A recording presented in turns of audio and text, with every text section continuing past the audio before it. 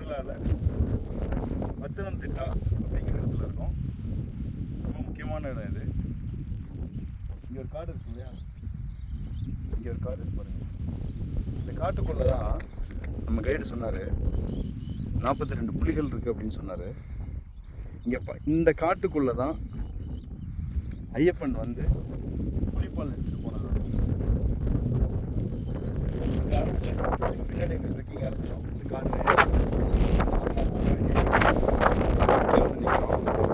இந்த இடம் ஏன் முக்கியமானது அப்படின்னா, தூரத்தில் தெரியறது தான் சபரிமலை. இது சபரிமலை வியூ பாயிண்ட். இந்த இடத்துல தெரியறது சபரிமலை. அது பக்கமாக செம்பு மாதிரியான ஒரு கூடு நடப்பந்தல் சபரிமலை. அங்கேருந்து ரைட் சைடில் போனால் புல்மேடு. 2012 ஜீப் ஆக்சிடென்ட் சாம்பேடு நடந்தது. அங்கேருந்து திரும்பி லெஃப்டில் போனால்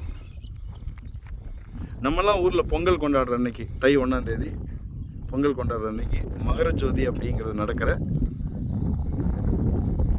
இந்த மேடு, பொன்னம்பல மேடு, இதான் சபரிமலை. சுத்தமான காற்று, அருமையான காடு.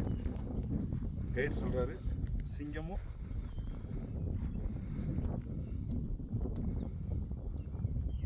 சிறுத்தையும் தவிர இது எல்லா விலங்குகளும் இருக்குங்கிறார். 42 புலி இருக்குது, 40 வகையான பாம்பு இருக்குது, 900 யானைகள் இருக்குது. தேக்கடிக்கு பக்கத்தில் வைரமுத்து பாட்டு கேட்டிருப்பீங்களே, தேக்கடியில் யானை போல நினச்சேன், அந்த இடத்துல இருக்கும்.